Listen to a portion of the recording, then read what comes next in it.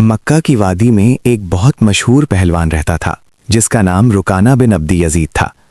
अरब के लोग उसकी ताकत की किस्से सुनाते थे। कहा जाता था कि वो कभी किसी से कुश्ती में नहीं हारा था।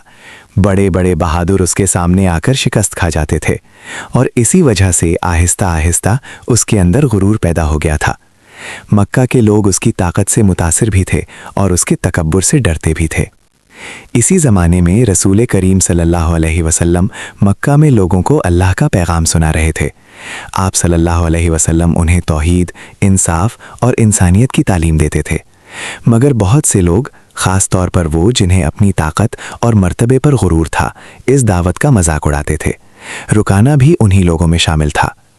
एक दिन रुकाना शिकार की नीयत से मक्का के करीब एक वीरान पहाड़ी इलाके की तरफ गया। दोपहर का वक्त था और वादी बिल्कुल खामोश थी। इसी जगह उसकी मुलाकात रसूल अकरम सल्लल्लाहु अलैहि वसल्लम से हो गई। आप सल्लल्लाहु अलैहि वसल्लम ने उससे निहायत मोहब्बत और नरमी से बात की और उसे अल्लाह पर ईमान लाने की दावत दी। आप सल्लल्लाहु अलैहि वसल्लम ने फरमाया कि इंसान की असल ताकत उसके रब पर यकीन में होती है। रुकाना ये सुनकर हंसने लगा और बोला, अगर आप वाकई अल्लाह के नबी हैं तो मेरे साथ कुश्ती लड़ें। अगर आप मुझे गिरा दें तो मैं सोचूंगा कि आपकी बात में सच्चाई है। रसूल अकरम सल्लल्लाहु अलैहि वसल्लम ने सुकून से उसकी तरफ देखा और फरमाया कि अगर इससे तुम्हारे दिल को हक़ कबूल करने में मदद मिल सकती है तो मैं तैयार हूँ। जब लोगों को इस मुकाबले की खबर मिली तो चंद लोग वहां जमा हो गए, क्योंकि सब जानते थे कि रुकाना मक्का का सबसे ताकतवर पहलवान है।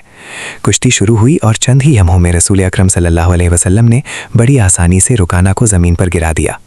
रुकाना हैरान रह गया। उसे यकीन ही नहीं आ रहा था कि ये कैसे हो गया। उसने फ़ौरन कहा कि दोबारा मुकाबला हो।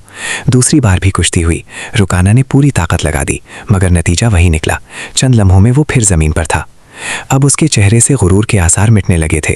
उसने तीसरी बार मुकाबले की दरख्वास्त की। तीसरी कुश्ती भी लड़ी गई और एक बार फिर रसूल अकरम सल्लल्लाहु अलैहि वसल्लम ने उसे ज़मीन पर गिरा दिया। अब रुकाना खामोश खड़ा था। उसकी सांस तेज चल रही थी, मगर उसके दिल में एक अजीब कैफियत पैदा हो चुकी थी। वो सोचने लगा कि ये ताकत आम इंसान की नहीं हो सकती। यकीनन इस शख्स के साथ अल्लाह की मदद है। इस वाक़े ने उसके दिल का गुरूर तोड़ दिया। कुछ अरसा गुजरने के बाद उसने सच्चाई को पहचान लिया और इस्लाम कबूल कर लिया। वही रुकाना जो कभी अपनी ताकत पर नाज करता था, बाद में इस्लाम का वफादार और मुखलिस साथी बन गया।